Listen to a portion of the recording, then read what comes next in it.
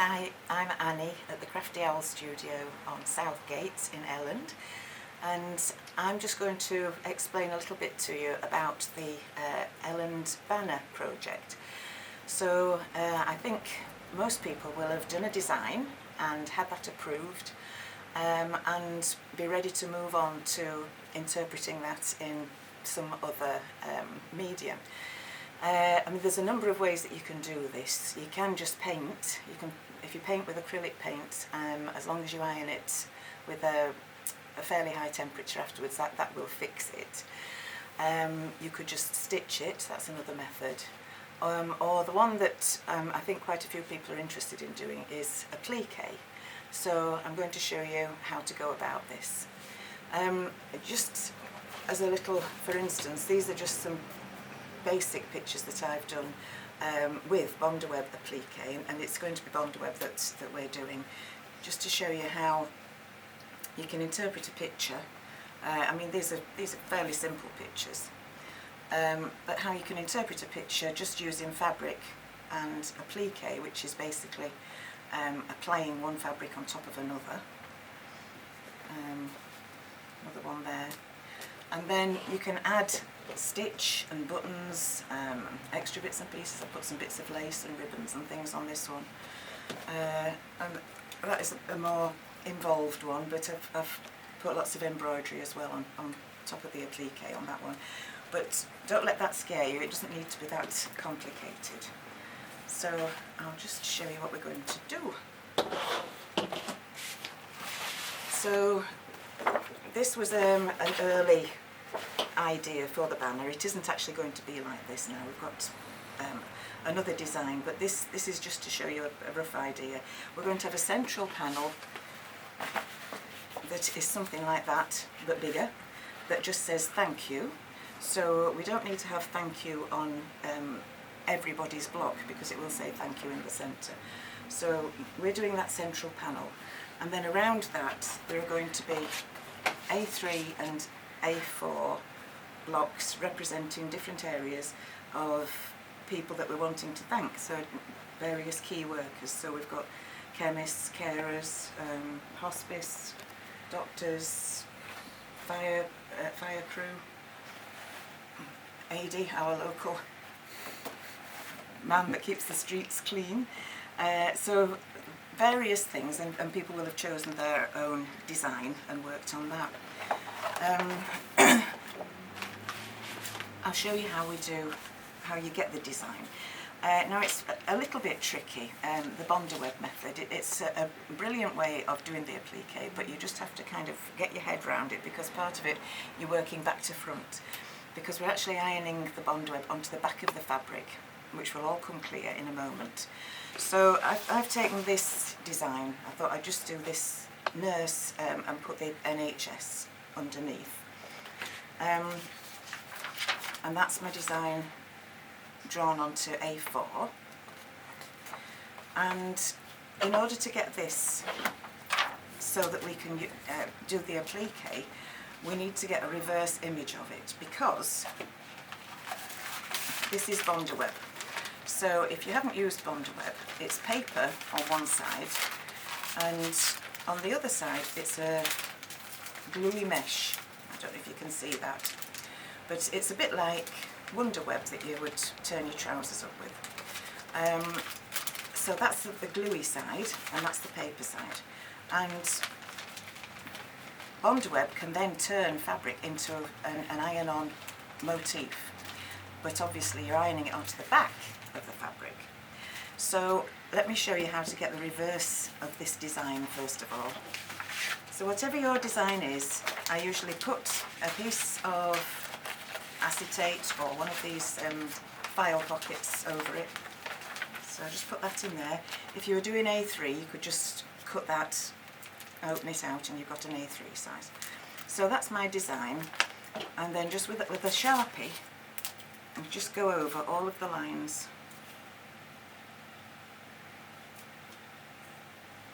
on your design. So to save time, here's what I did earlier. So when you've done your design, you can take your paper out and you've got your design the right way that way, and the wrong way, obviously, that way. You can see there. So the next thing to do is to draw all of these separate elements. I mean, if your design's not very complicated, you're not going to have as much to do, but if your design's fairly simple, like we did this one of 2 hands, so that was basically drawing one hand and the other hand. For this one, this bottle of medicine, these were just little samples. So for that one, we did the bottle shape, and then the white label, and then the orange lid, and the green cross. This one I've got here is a little bit more complicated, but I'll show you how we do it. So you've got the reverse of your design, and then just trace each element separately. You don't want them overlapping.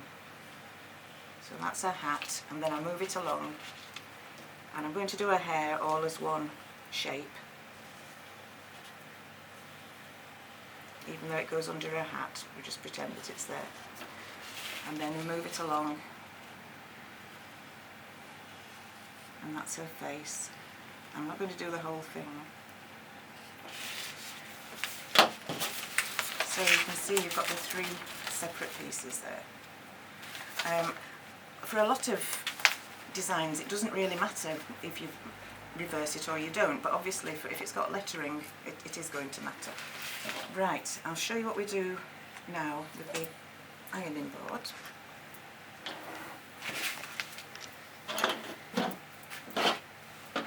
So you've all been given a piece of calico that's just 2 centimetres bigger all round than either your A4 or your A3, and 2 pieces of bondweb that's either A4 or A3. You can either do your design straight onto the calico if you want, or it tends to look nicer if you've got a coloured background. So I think I'll have some of this yellow for my background. So this is where you just have to get your head round which is the right side and the wrong side. So this is the wrong side of the fabric, and I'm going to iron the bondweb on. You want it with that gluey side down. This is really important because you end up with it stuck on the bottom of your iron, if not. So I've got it the glue side down, paper side up, no steam.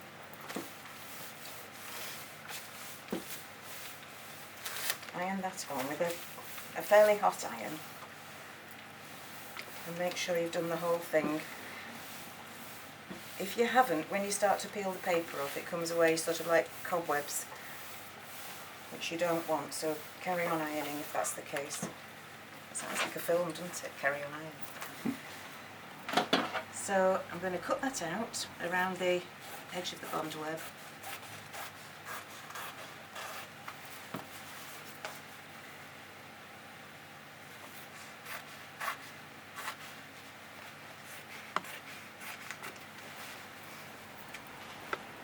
And I'd cut those other edges a bit neater as well. And then shake it to cool it off. Peel the paper off.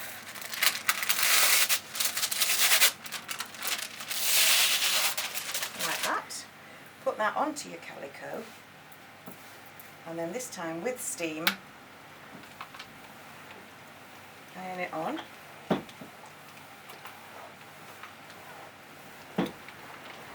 And that's well and truly bonded on there, and that could even go through the washer and it should stay in place.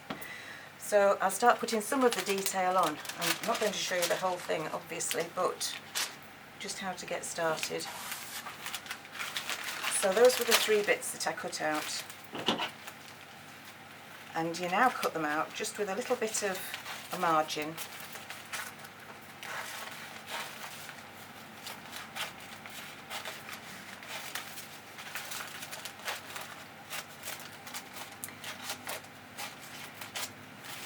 And this is dead easy, it really is. I know it may look a little bit complicated at first, but it's a brilliant way to do the applique. So I'm going to start with her face. So I'm going to iron that onto the back of this peach colour.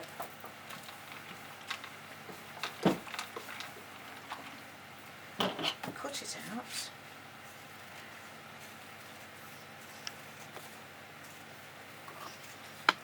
And sometimes the hardest bit is peeling the bondweb, the paper off the back of the bondweb.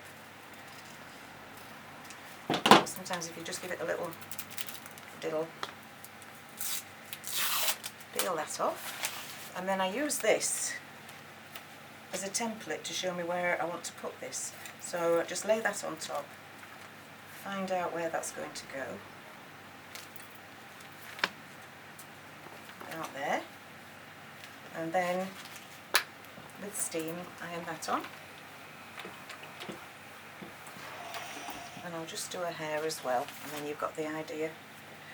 So the fabrics that we're going to use as well, ideally we're trying to use lots of recycled fabrics and bits and bobs that you might already have. So if you've got cottons, ideally, sort of, you know, patchwork dressmaking type weight cotton, that's perfect. You don't want anything that's too heavy or it won't really iron on. And also you're going to have, you know, difficulty if you want to do some stitching on top. So the cotton weight, I mean, you know, old shirts and skirts and blouses and things are fine. We're hoping to have like a little fabric library which we will keep here. I mean, I've got some fabric that people can have, but ideally if you've got some spare fabric that you can bring so that people can, you know, if they've not got the right colour, they can just sort of come and find the right thing for their project, then that would be great. And, you know, I'm happy to keep a couple of boxes of stuff here if you want to do that. So that's a hair. And again, we'll peel the paper off.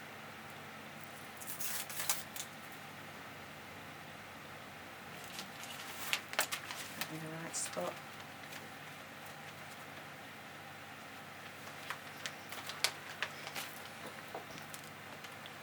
And iron it on. So you can see it's already starting to build up, and it's quite quick once you get going. I would just continue with that. I'd do a hat next, then I'd do a flesh coloured piece for a body, and then a blue for a uniform, and then the lettering. And really, unless you want it to add any stitch, you might want to put a little red cross on a hat or something like that. You don't have to put stitch on. That's entirely up to you. Then again, you might enjoy doing all of that, so you can add stitch, buttons, whatever you fancy. So yeah, just sort of to recap, you'll be getting your calico and your bondweb and instructions. We've done some written instructions. So hopefully, you know, watch this video a couple of times. Remember which way up your bondweb goes. Don't want any incidents. And hopefully that will help you do that. Okay, thank you.